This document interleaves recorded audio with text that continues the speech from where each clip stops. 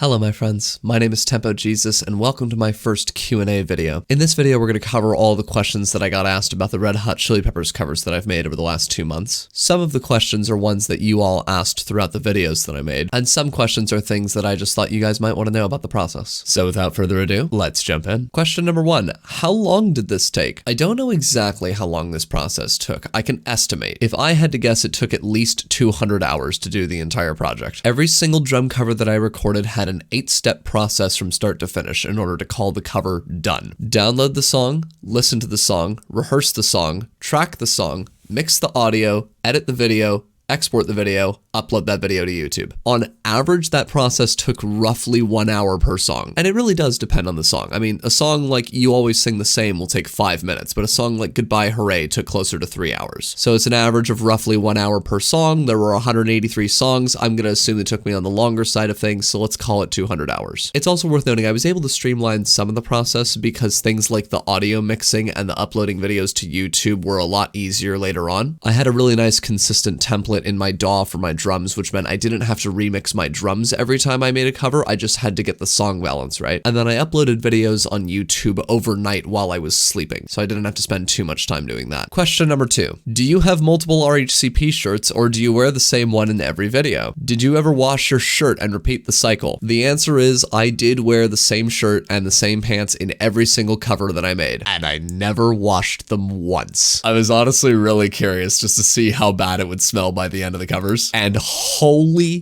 God, that shirt smelled atrocious. That shirt may as well have been a biohazard zone. I live in the United States. There were people from Europe that were calling my house being like, yo, I can smell your shirt from here. You need to change that. If I did not have a sentimental connection to that shirt, I would have set it on fire. It was disgusting, but I have since washed it, and it smells great. Question number 3, what was your favorite / least favorite album / song to record? I would say my favorite album to record was Stadium Arcadium. I have a long-standing nostalgic connection with Stadium Arcadium. It was a ton of fun to play those songs, and a lot of those songs just go really hard. Songs like Warlocks and Tell Me Baby and Ready Made are just 11 out of 10 in terms of your volume, and it's a lot of fun to play that loud and that fast. My least favorite album to record was probably The Getaway. That album has a lot of annoying songs on it, and in quite a few of the songs, it's actually really difficult to hear the drum part that Chad Smith is playing, so that wasn't terribly fun. My favorite song to record was Shallow Be Thy Game off of One Hot Minute. That song was so incredible. Throughout the entire recording process, I was running into this problem where my audio interface would shut off while I was doing a take. It must have happened on at least 20 songs. So I would just stop playing the song, walk over to my audio interface, turn it off, turn it back on, go back, do the track again. For whatever reason, with Shallow Be Thy Game, it did that 5 takes in a row. And I loved that song so much, I wasn't even mad. I was like, fantastic, I get to play this song again. So that was nice. My least favorite song to record was probably These Are the Ways off of Unlimited Love. At that point, I was just so stressed with making the album. For the sake of context, you have to understand, I was recording all of Unlimited Love the day after the album came out, which meant that I was learning all of the songs while listening to all of them for the very first time. And that process is pretty difficult for a song like These Are the Ways, especially when I had already done,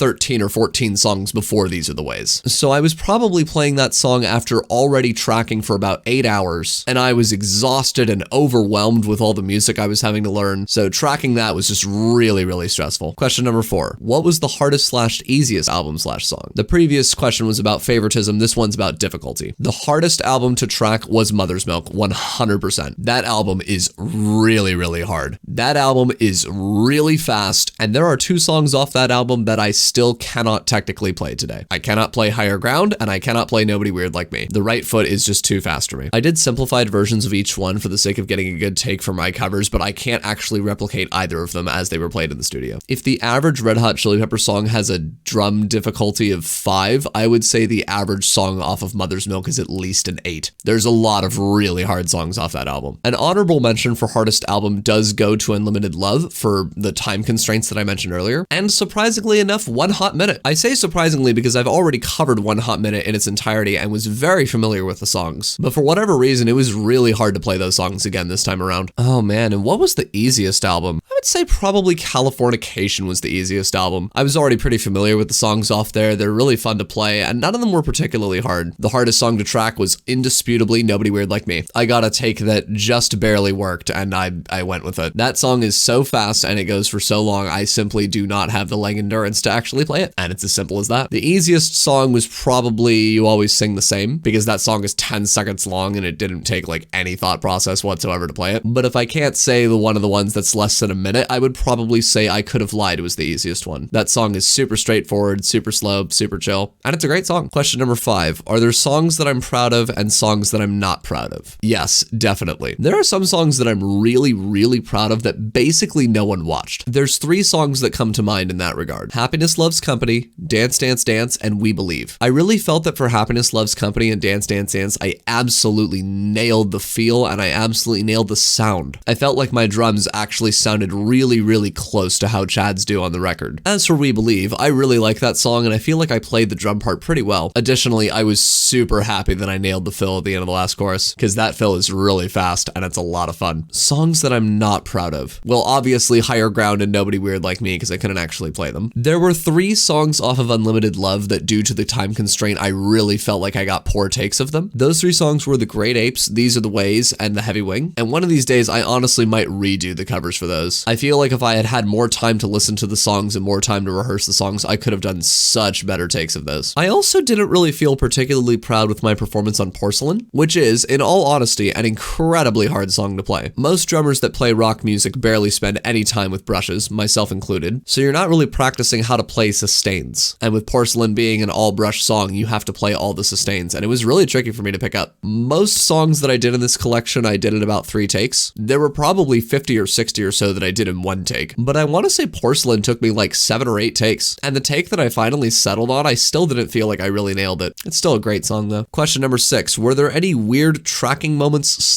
/ technical glitches? There were a lot. As I mentioned earlier, there was a tendency for my interface to just shut off mid-song, but there was also the tendency for my camera on my phone to stop recording mid-song. So sometimes I would get done with a take that I thought was really, really good, only to check my phone and realize that the video didn't record all the way through and I needed to start over. This happened on quite a few songs, and some of them were really hard and not ones that I wanted to redo. Notably, Goodbye, Hooray, Shallow Be Thy Game, and Transcending. There were also a few songs where I got a first take that I thought was pretty good, but I really wanted to push myself to clean it a little bit more, and then it wound up taking me like another hour of tracking just to get one that was slightly better. I remember this happening on Power of Equality and Warped and Aeroplane, and all 3 of those songs are ones that I'm super comfortable playing, but for whatever reason I would keep making these massive mistakes at different points in the song constantly, and I'd have to start over. It's also really weird to think about how I invested my time with specific songs. I mean, I must have spent 45 minutes, maybe even an hour on Walkabout and Sex Rap just doing the intros for those 2 songs. And it was literally, okay, play this measure,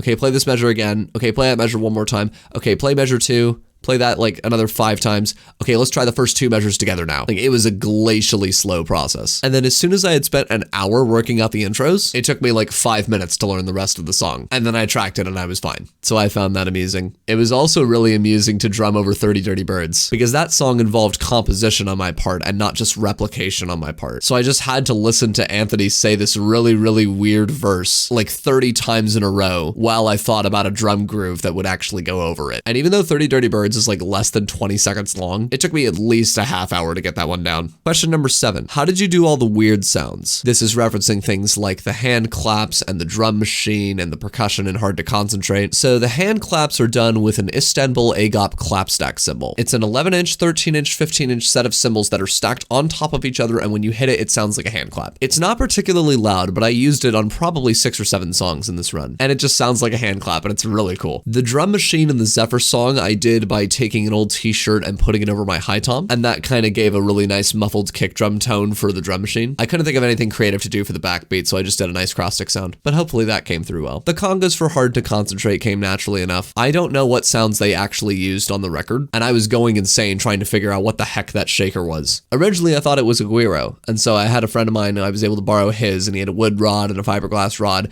and then I even got a torpedo scraper for it, but it just absolutely was not the right sound, and I could not figure out what it was. So eventually, after panicking and going mad, I thought to myself, okay, it kind of sounds like a tapping sound. What if I get a pair of brushes and hit them on everything? So I got out a pair of brushes and I played them on my walls, I played them on my stairs, I played them on amplifiers, I played them on paper, I played them on everything I could. And then the microphone that I'm using right here is what's called a Blue Yeti microphone. When you get this microphone, there's a stand that comes with it with a tiny little foam pad at the bottom of it. And I hit that tiny foam pad with a brush and thought it gave an excellent texture. But then for the sake of making it sound slightly scrapier, I put an old receipt under it. And as it vibrated against the wax paper, it gave a really nice timbre. Crazy stuff. Question number 8. What order did you record the albums in? I did not actually record all the albums in reverse chronological order. I started off with By the Way because I wanted to do an album that I already knew pretty well and one that I didn't think would be too difficult. So the actual order that I recorded the albums was By the Way, I'm With You in the Getaway I did Together,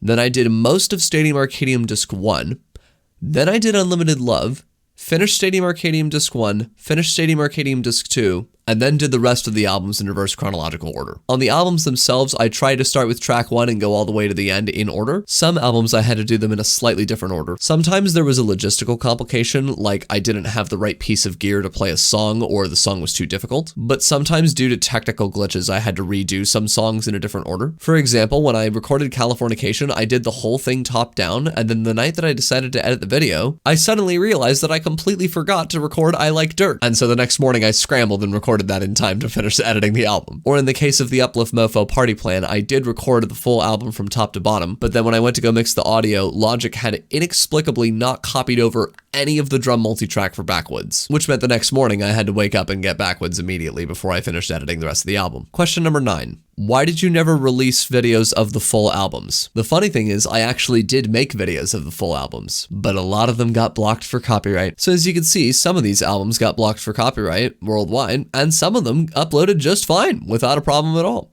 Even though every single individual song from all of these albums uploaded with no trouble whatsoever, sometimes when you put them all together, it'll just block the whole thing.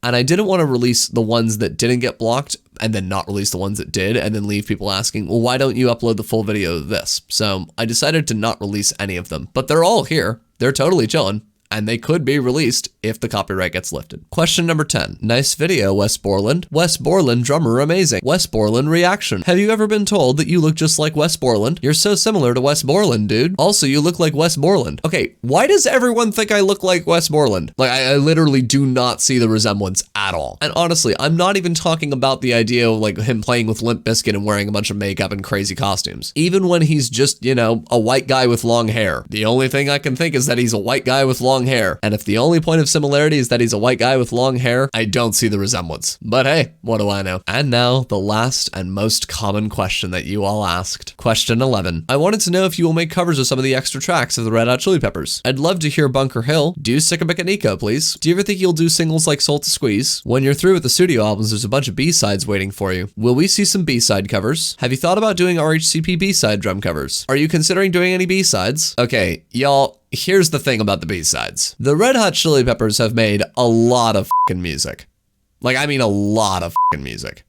Like a lot. And a lot of that music is just B-sides. If we sort this by the original release, you'll notice that the B-sides start up here. And this goes down for about 40 songs. This is 40 B-sides right here. But you know what's really crazy? This does not count things like Love Roller Coaster, or Little Miss Lover, or Bicycle Song, or Overfunk, or Quixotic Elixir, or Soul to Squeeze, or Fortune Faded, or Save the Population, or literally anything from the I'm With You sessions, or Leverage of Space, or Rolling Slice Stone. Like, there's so many potential B-sides to cover. The ones that I just listed there is probably close to another 60 songs, and there's more following that. The studio discography has 183 songs, so a third of that volume is just more B-sides. And trust me, I want to play the B-sides. I love the B-sides, but I need a break, fam. I've been playing a lot of Red Hot Chili Peppers recently, and I need a break. But one day, fam, I will absolutely do some of the B-sides. I think that's all for now. If any of you have a question about what it was like to make these covers that I did not talk about in this video, please leave a comment below about a question that you have, and I would be happy to answer it. Additionally, Additionally, if you liked this video and you haven't already subscribed to the channel, go ahead and drop a subscription. I'd love to see you around here again. You can also stay in touch by following me on the social media platforms listed below. Hopefully in the next couple days, I'll make a video showing you guys some of the behind the scenes of the cover making. It's mostly just a montage of me cursing while I mess up, which I'm sure that's what you all want to see. Otherwise, thank you very much for watching, and I will see you all in the next video. Farewell, my friends.